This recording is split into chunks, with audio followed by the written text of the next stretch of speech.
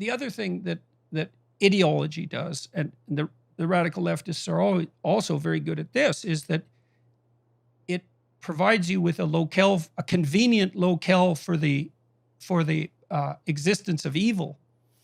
And so if you reflexively identify the patriarchy with evil, well, first of all, that's a powerful idea. It independent of its broad merit. It's true. Now, it's not the only truth and it's not the complete truth, but it's true. The reason it's true is because every hierarchical system tends to degenerate in the direction of power. And all hierarchical systems are less than they could be.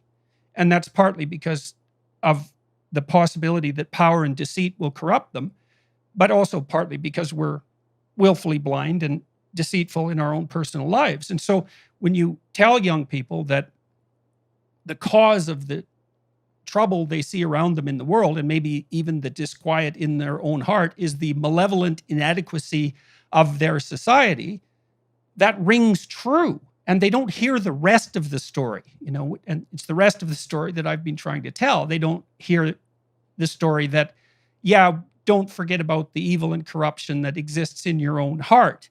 And don't forget about the fact that nature, this wondrous goddess as portrayed by the anti-human environmentalists, and by that I don't mean all environmentalists, by the way, that wonderful goddess nature is also trying to make you ill and kill you at all times. And so, but the story that corruption exists in hierarchical structure, and that's a consequence of malevolence, the malevolent use of power and deceit, that's true.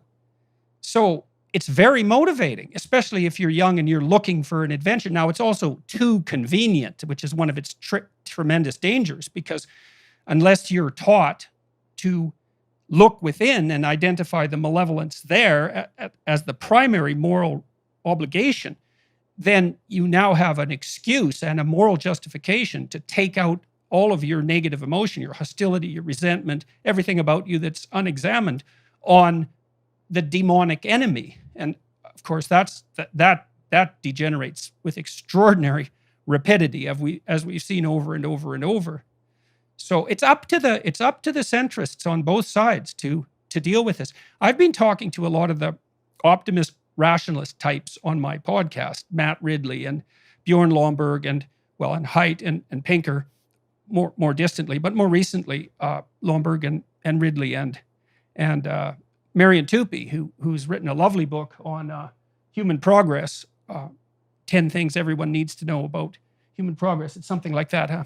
Anyways, one of the things we discussed consistently was the difficulty in promoting the message that all three of these men are very aware of, which is that from a material perspective, in terms of absolute privation, worldwide, humanity is way better off on virtually every dimension you could possibly measure than ever. And most of that improvement has occurred in the last 40 years, and it's been revolutionary in its speed.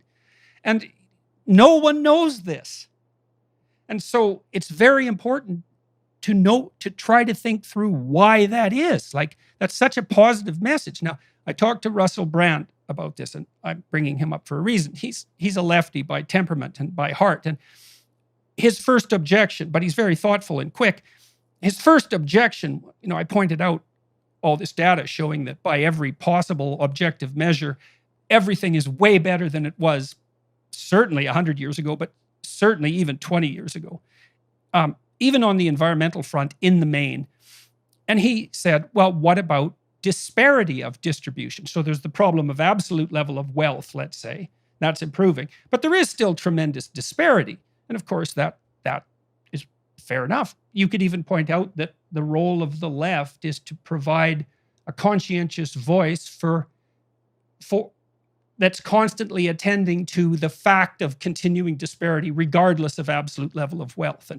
And fair enough. But having said all that, it's a great mystery that incremental optimism is not sufficiently motivating. And you can't just wish human nature is going to change. It's not going to change. We got to tell a better story.